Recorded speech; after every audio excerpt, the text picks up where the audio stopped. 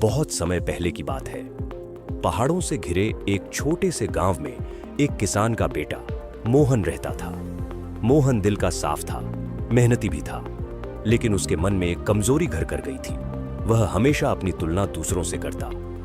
गांव में जब भी बच्चे दौड़ लगाते, मोहन सबसे पीछे रह जाता। जब खेल होते तो कोई ऊंचा कूद जाता, कोई तेज भाग जाता, कोई गीत गा देता, कोई बांसुरी बजा देता। मोहन हर बार मायूस हो जाता। वह सोचता, क्यों मैं किसी भी काम में अच्छा नहीं हूं? क्यों सब मुझसे बेहतर है? धीरे धीरे यह आदत उसके भीतर हीन भावना में बदलने लगी। जब भी कोई दोस्त अपनी तारीफ करता, मोहन के चेहरे पर मुस्कान तो होती, लेकिन भीतर ही भीतर वह टूट जाता। उसका आत्मविश्वास कम होता जा रहा था। एक दिन बहुत उदास होकर मोहन जंगल की तरफ निकल गया। वहां एक शांत नदी बहती थी और उसके किनारे एक बड़ा पीपल का पेड़ था। उसी पेड़ की छांव में एक बुजुर्ग साधु ध्यान कर रहे थे। मोहन पास जाकर बैठ गया और रोने लगा। साधु ने आंखें खोली और बोले, बेटा, क्यों रो रहे हो? क्या परेशानी है? मोहन ने सिर झुकाकर कहा, बाबा, मुझे समझ नहीं आता कि मैं इतना साधारण क्यों हूं। गांव के बाकी बच्चे मुझसे अच्छे हैं। कोई तेज दौड़ता है, कोई अच्छा गाता है, कोई ताकतवर है। मैं किसी काम का नहीं हूं। मुझे लगता है मैं कभी कुछ नहीं कर पाऊंगा। साधु उसकी बातें सुनकर मुस्कुराए और बोले, बेटा, क्या तुम मेरे लिए एक छोटा सा काम करोगे? मोहन ने आंसू पोंछकर सिर हिला दिया। साधु ने अपनी थैली से 2 बीज निकाले। एक बीज पीपल का था और दूसरा सूरजमुखी का। उन्होंने कहा, दोनों बीज खेत में बो दो और रोज पानी देना। बस यही काम करना। मोहन ने बिना सवाल किए वैसा ही किया। कुछ ही दिनों में सूरजमुखी का पौधा मिट्टी से बाहर आया। उसकी हरी हरी पत्तियां और पीली पंखुड़ियां देखकर गांव वाले हैरान रह गए। लोग उसकी तारीफ करने लगे। बच्चे कहते, वाह, कितना सुंदर फूल है। मोहन यह देखकर फिर मायूस हो गया। उसने सोचा, पीपल का बीज तो अभी तक अंकुरित भी नहीं हुआ। शायद मैं भी उसी की तरह हूं, बेकार, धीमा और नाकाम। समय बीतता गया। सूरजमुखी तेजी से बड़ा हुआ। उसकी ऊंचाई बढ़ती गई और खेत में दूर से चमकने लगा।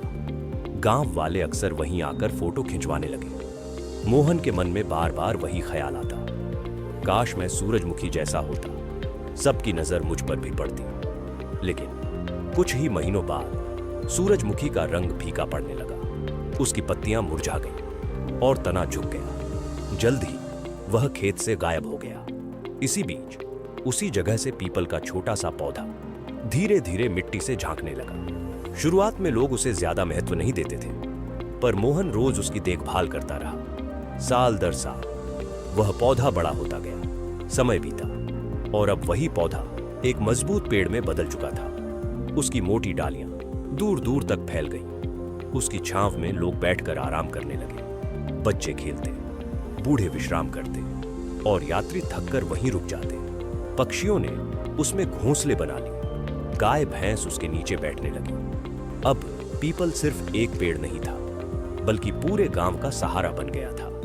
एक दिन साधु फिर मोहन के पास आए और बोले, बेटा, देखा, सूरजमुखी जल्दी खिला और जल्दी ही मुरझा गया। लेकिन पीपल देर से बड़ा हुआ और आज सबको सहारा दे रहा है। हर बीज की अपनी गति होती है, अपनी ताकत होती है। अगर पीपल सूरजमुखी से तुलना करता तो शायद कभी बढ़ ही नहीं पाता।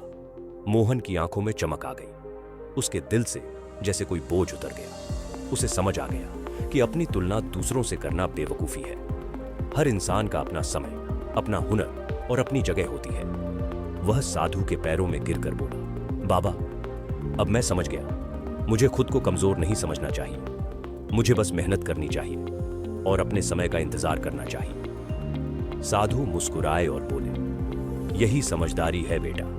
याद रखो, कोई भी पेड़ रातों रात नहीं बढ़ता। उसे वक्त चाहिए, धैर्य चाहिए। इंसान भी ऐसा ही है।